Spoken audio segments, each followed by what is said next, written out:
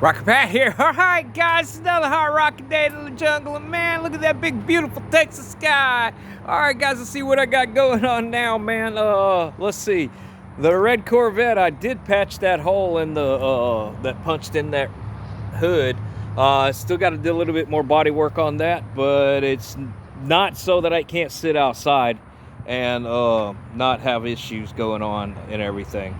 What I did is I pushed all those fibers back inward and re-glassed everything, and then I came with over it a short strand body filler, and yeah, where it's kind of dark right there is still a little low, so but I'll get it, not a problem. All right guys, let's go see what else I'm working on. It ain't sketchy, it ain't Leroy, it ain't the boat. Back on the Monte Carlo. All right, what have I got done on it? I have sanded the nose down, got that panel out of there, and I tell you what, that panel right there is a pain in the ass. There's a bolt coming from this direction, and you just want to strangle whoever with a son of a bitch an engineer was. But anyway, I got it out of there because I needed to get the emblem off the front so I could sand around that. And while I was there, went ahead and shot a little bit of black paint down up in there and everything, so you know, because it was looking dingy.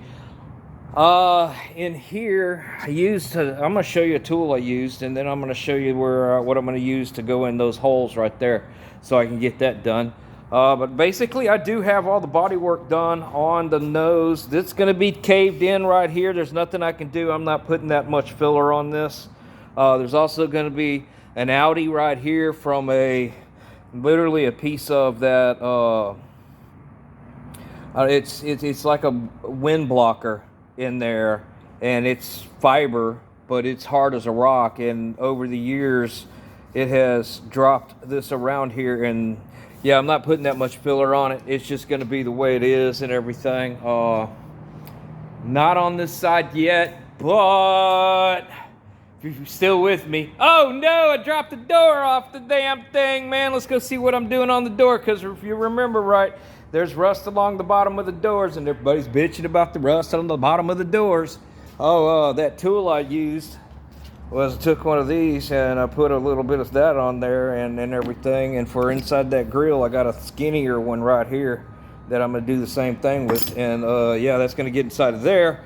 So, door. All right, I have the door over here, and I have made a patch panel for the bottom of that door and everything, and so far it's coming out pretty good. I've got a good, nice tight fit going on in that line right so there.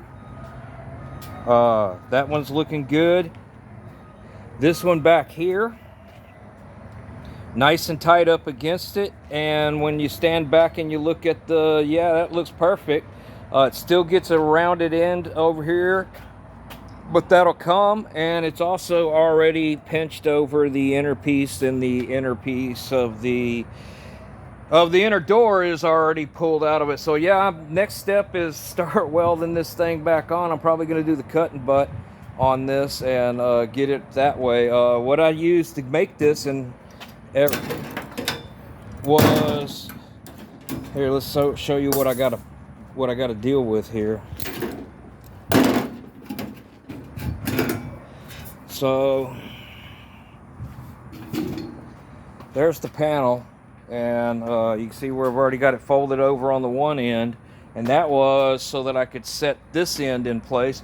I learned all this stuff watching that Fitzy fabrication dude up there in Newfoundlands or something like that. That dude really knows his stuff. Him and Scott at Cold War, they both know how to do that stuff. And then also that dude at what's his name? Kyle, the Carter Country or whatever, metal restoration. His buddy. Anyway, yeah, so this is what I'm all cutting out. Next step is I got to rebuild this area right here. And but I am happy to have a panel made here in my shop that fits so well. And I mean, it goes back in place. Slide that in down, and it's in place there, and it's in place there. So a couple of clicos and that'll get that ready to go. And what I started with was this right here. Just a sheet of this. I had to go and buy another sheet. I went up there in my locker, and this is 5 foot, okay, by 6 inches. And I did not have anything that was 5 foot. Everything was 4 foot. So I had to buy a 10 by 8 sheet of 18 gauge, and that was $77 and some change. And that's all I ended up using was 2 slivers of that. Started with the English wheel, dug it out of the corner. Y'all might remember when I was excited about buying this and everything, and this is exactly the kind of tool, the part that I needed a tool like this to make. And ordered up the rubber band for it. Tech tip on your new rubber band: don't try to stab the metal into it, because it'll cut the band. Yeah, I made that mistake. That's brand new rubber. Hey, this is the first time I've used this English wheel. I got my biggest crown, flattest die on there, and yeah, I got that done. Rolled it out, got the curvature I needed in it from the flat. Then I took the long 5 foot long piece and I clamped it down to this long piece of 1/4 inch plate steel table with a piece of angle iron right there. And I clamped that down, and I beat the corner into the bottom so that I'd have a straight line going down the bottom there and everything. And then down here on this end, I started with this end, cut it out, made it where it was at the depth that it needed to go this direction. Got it cut, fit in there, and everything tight before I scribed on this side and bent it so that it would be in the right location on this side.